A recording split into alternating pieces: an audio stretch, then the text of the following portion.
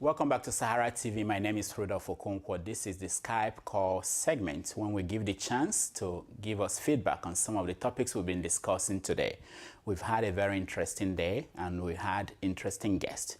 We spoke to Femi Fani-Kayode, the former Minister of Aviation, who talked about some of the controversial things around the essays he wrote in recent times. We also spoke to Dr. Reuben Abati, who is the advisor to President Jonathan on media, and he gave his opinion, or the opinion of the presidency, on some of the issues going on in the country. And we spoke to Lai Mohammed, who is the spokesman of the opposition party, the APC. And now we want to give you, our viewers, your own chance to talk to us, give us feedback on some of the things you've listened on our show and whatever is of concern to you. I understand that we have 3 viewers who joined us now, and we're going to accept more calls as they come in. We have Yemi in London. Yemi, welcome to Sahara TV. Thank you for having me.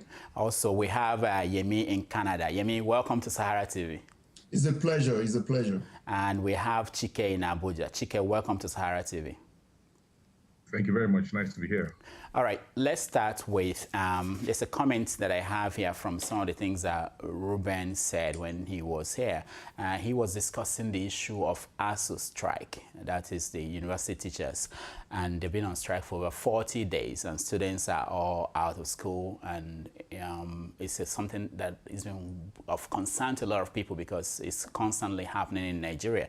And Reuben said that ASU, they are more interested in allowances than teaching students, and that the government could only afford 30 billion. Earlier in the week, Ngozi Okonjo-Iweala, who is the Minister of Finance, said that the 92 billion that ASU is demanding is that they don't have it, they can't find it. So, but the negotiation is still going on. But in this context, I want to come to you, Chike in Abuja. Chike, so, yes. Do you know any student who is home because ASU is on strike? And how is that playing over there? Well, students are home, and it's not new. I took 11 years, or let me say 10 years, to do a 6-year course. I'm a graduate of architecture, and it strikes in Nigeria in Nigerian universities basically is not new. My mother is a lecturer. She's a professor of physics, and it's something that we've lived with. So it's not strange. Students being at home during strikes is come to become normal now. So for someone like you were a victim of this, and your mom teaches in a college. So what do you feel? Yes. What do you feel about the fact that the solution to this has now been found? Is something that constantly is happening? It's just basic that Nigeria has its priorities. We have very fundamental problems with our policies as a country. We have a minister who says that Nigeria doesn't have money to take care of the 92 billion or whatever it is figure that they are peddling about. But what business does the federal government have in establishing 16 new federal universities? And this is in addition to the other so-called federal universities that have been established in the last 10 years. Why not go for fewer good quality, well-funded universities? It's not important that every state must have a federal university. If you must set up a university, you need to do your research properly. It must be well-funded. Must be of the caliber that must be world standard. But we're just used to peddling around and churning out rubbish. We have countless number of universities, and we say we have federal universities. That's rubbish. It's really a misplacement of priorities, really. All right, let me come to you, Yemi, in London. I don't remember the system you have there in terms of how students pay for schools in London. I was there before, but looking at what's happening with ASU and the Nigerian government, how do you feel that they cannot find 92 billion when we are spending 980 something billion in security every year? Thank you, Rudolf. It's a pity that the statement has to come from a former lecturer in person of Dr. Reuben Abati. because he was a lecturer at OSU and later on in Lagos State University. He said the ASU were demanding 92 billion naira. The 92 billion naira in question is not for ASU as an allowance in totality. There are a couple of allowances in it, but most of the money are actually part of an agreement of what they should have done to infrastructure within the university setting in Nigeria. That was from 2009. So now that ASU is demanding the money in one lump sum now, it wasn't a case of if you have been implementing the agreement since 2009, ASU is not saying you should pay the money in one lump sum since 2009 because of the fact that the Nigerian government, sorry to say this, is not trustworthy.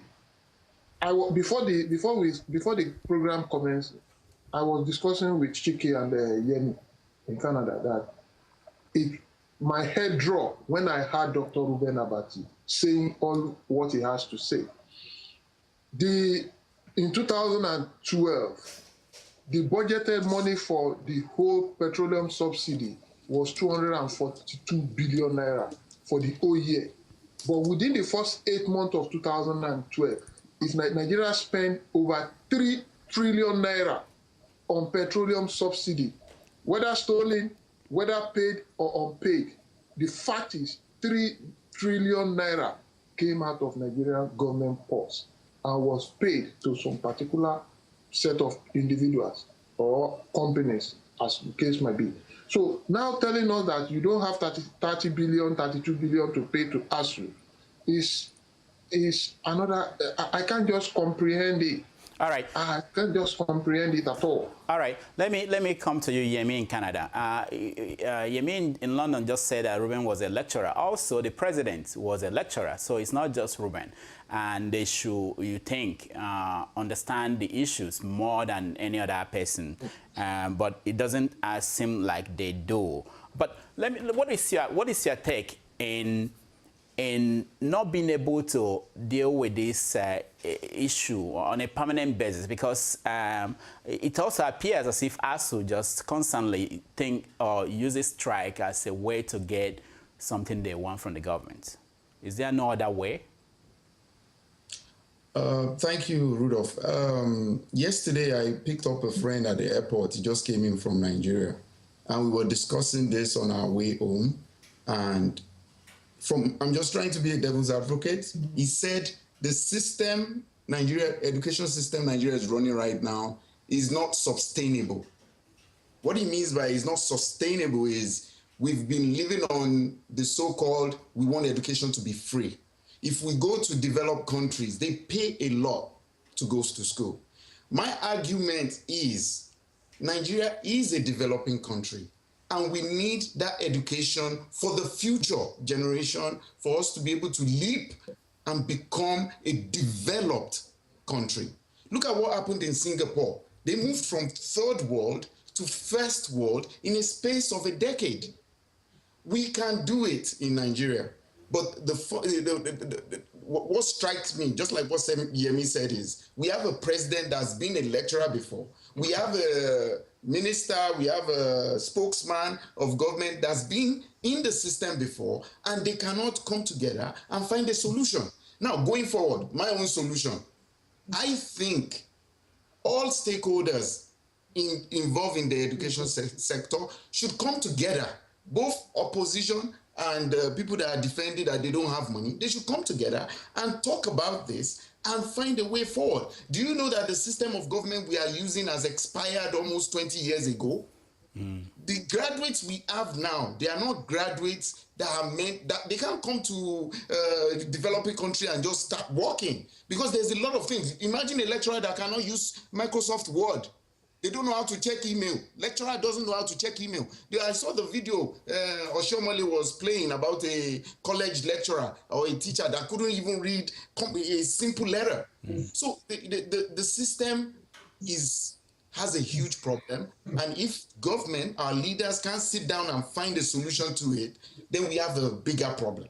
All right, we are going to leave this topic. We want to see if we can touch all the three things we are going to discuss today before we go to another segment of Skype calls. Now, let's look at Femi Fani-Kayode. We spoke to him in a part. What we showed you was the part one of the interview we had with him. And one of the things he said that most people on social media are commenting on is that Obasanjo's government is second to none in Nigeria in terms of performance. And I asked him, because I was one that talked to him, I asked him several times whether he felt that he had the chance to reform the country. And he said they couldn't reform the country because there were conservative people in Obasanjo's administration that didn't let them put in the reforms that they wanted, some of them wanted. So my question to you, I'm coming to you, Chike. Looking at what happened since Obasanjo left, Yar'Adua and now Jonathan, do you agree that Obasanjo's government was second to none? Well, sadly, Rudolf, that statement may appear to be true, whether we like it or not, because when you gauge the indices for the performance, it's very clear. He had one of the best cabinets we've had in a long time. He arranged, he put together a solid team, and the policies had direct impacts like the GSM implementation, and we didn't have all the security challenges that we are having now. It wasn't that bad. And the economic downturn of the country was not this bad. Crude was not being stolen at the level that it's being stolen now, and by and large, there was stability within the polity. But what we have right now, in the last few years, we've seen a gradual degradation of the country as a system. Education system is grinding to a halt. If you see the results for the primary school exams, it's horrible. Secondary school-wide exam results, it's horrible. Universities are always at home. So what are we talking about? The security challenges are enormous. On a daily basis, we see things grinding to a halt in this country, and it's not nice. I think the only bright spot we have right now is probably Lagos, and for obvious reasons. But aside from that, the assessment that Fani Kayode made, sadly, is true. If a government of a person that's left a few years ago is still being touted as the best, that means we're in trouble, really. All right. So let me come to you, Yemi, in London. He also said that what we have now is not a democracy, and that some of us believe that we must have change, and that is why he left and joined APC. Now, I want you to look at this. People who are joining APC, and most people are putting their hope on APC, they were former members of PDP. How are we going to believe that they've transformed? Some of them, they were also in government, and we didn't see the changes they made. Why are we going to believe that as members of the APC, they can now transform the country? Rudolf, I will start by saying that it is just a pity that Nigeria were going through all this, despite all the resources and the human work capital we have. But the point is, now, Femi Fani-Kayode, because I saw you when you were talking to him, come out to say that Obasanjo government is the best so far we have in Nigeria since 1999. Yes, he's right. But at the same time, I will say all the problems were caused by he himself and the Obasanjo cohort. Because the point is, if Obasanjo has allowed true democracy to come into place after him, we might have moved more than a step forward now. Because when he was there, Yar'Adua, I don't know whether Yar'Adua ever raises his hand up that he wants to be president of Nigeria. No. Then eventually we had Yar'Adua government. The man came out with 7-point agenda. With this same current president we have, they were touring Nigeria together, shouting 7-point agenda. All of a sudden, Yar'Adua passes on. And this same vice president turned to president now turn around and tell us transformation agenda. What does that mean? Policy somersault. Each time any government comes into place, all we have is we have to start all over again. Look at it. it might be good, it might not be better. Lagos State today is enjoying what they are enjoying. It might not be totally better, but we can see a little semblance of continuity in Lagos State. PDP has not been able to deliver that. PDP government started 16 billion naira worth of electrification of Nigeria. So another PDP government kick it out. Another PDP government coming. Let's do it again. Where are we going? We don't have a straightforward policy where you know that this is what our government will do in the next 5 years. Let us follow it. You as a businessman, you as an investor, you don't even know what the policy will be tomorrow or what the policy will be on Monday morning. So it's just like, I mean, to be honest, Obasanjo government has been the best because I've not seen anything all this Nigerian Jonathan has given to Nigeria since 2007 or thereabout. Now, Yemi, in Canada, there are new political parties that are coming up, and they are going to be part of the system in the upcoming election. How do you think that will have impact it will have on the APC that was positioning itself as the primary opponent of PDP? Yeah, I would like to contribute to what Chike and Yemi were talking about, and that's about Obasanjo's regime. I'm on the other side. I don't really think he did much. Look, it's the expectation for a president is really high for Nigeria. Now, I want us to imagine if Obasanjo had done the right thing. We won't have this conversation right now. Maybe all of us will be trooping back home to go and make a difference.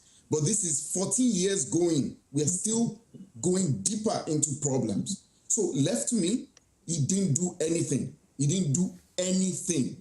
Because it's just like saying that IBB did the best election.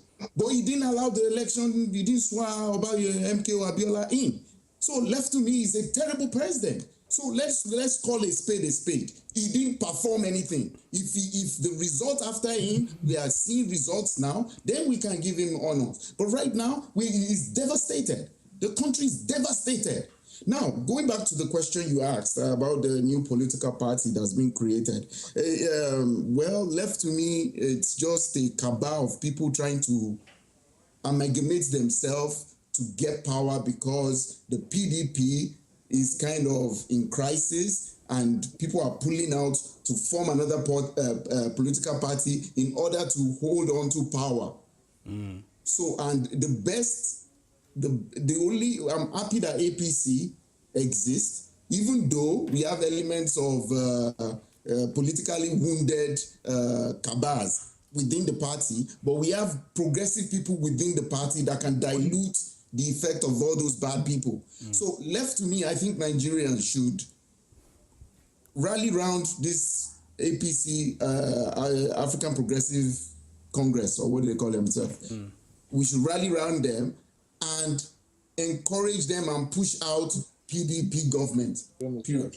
All right, we're going to change topic now. I want to come back to you, Chike. Yesterday in Abuja, we saw several groups of women marching on the streets, a kind of women initiative.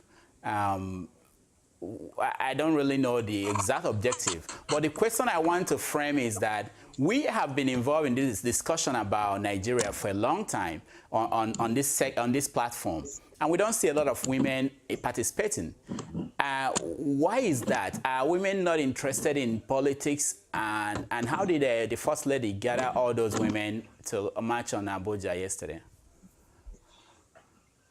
Well, Rudolf, I don't think it takes too much for people who have the means, financial capacity, to boss hungry citizens into the federal capital. It's nothing novel.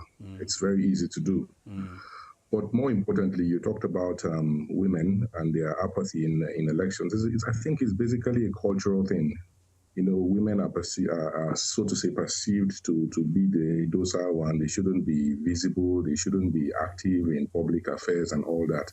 And it may take us longer for us to see that outward expression from women. But more importantly, what we saw yesterday and what we've been seeing in the last few weeks from the First Lady is a brazen disregard for the law, which says that there shouldn't be any campaigns right now. You could see clearly President Jonathan's face on the wrappers that were distributed to the women. And this is a tacit way of commencing a campaign from the First Lady. And I think it's wrong. We shouldn't encourage these things. If we are trying to raise awareness for women participation in political affairs of our country, it should be clear. It shouldn't be turned in whatever way to become a means of campaign, and that's where we start creating problems for ourselves as a country, because other public officials who are against the PDP in their states may decide to adopt the same tactics, and we have a free for all. It becomes a lawless setting, and that shouldn't be encouraged. And I think she should be called to order. Okay, that's very good. Now, Yemi, in London, you have Nigerians there, you have women there. Do you discuss politics with them? Why do you think that they don't participate in this kind of discussion that we're having now? Some women come on here, especially on the bench television, to discuss some Nigerian politics. But the point is, like Chike has just said now, it's like Nigerian women, they are so they have apathy for politics right from home. Most of them, the moment they escape into this part of the world, they don't want to have anything to do with Nigeria, especially when it comes to issue of security. So the moment we talk about Nigeria, they don't want anything to do with, anything to do with Nigeria at all, because they believe that Nigerian, like my wife would tell me, that if you want to do politics, go here, go and join politics here. I'm not going to hold you back. But the day you tell me you are going to Nigeria to go and join politics, that is the day the trouble will start between me and you. You are not going anywhere. But if you want to go and, she will say it categorically, the only thing they will do to you here is resign. Yeah, resign.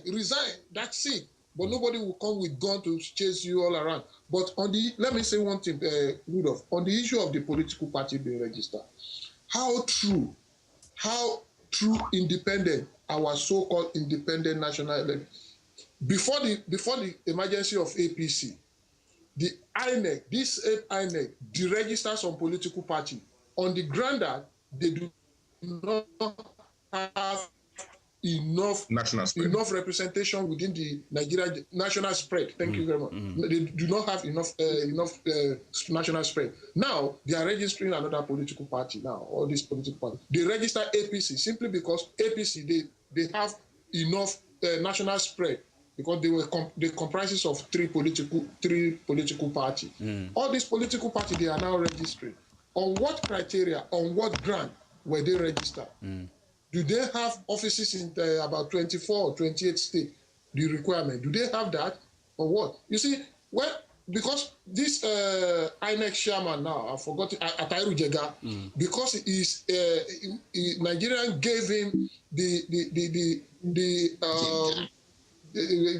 we were giving him a kind of sympathy because of his past record.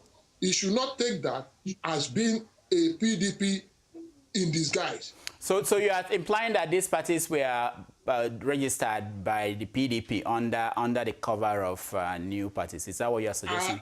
I will say that. Okay. Because if the rule set out by INEC is being flirted by the same INEC now, definitely something is happening. All right. Yemi, I have to stop you there. We have like 30 seconds left. Okay, so Yemi in Canada, give us your last take. Are you there? Hello, I don't think I can hear you anymore. Okay, Yemi in Canada. Yeah, go ahead. All right, I think we lost Yemi in Canada. I want to thank Yemi in London, Yemi in Canada, and Chike in Abuja for joining us. We're going to come back for the second part of our Skype segment, so stay tuned.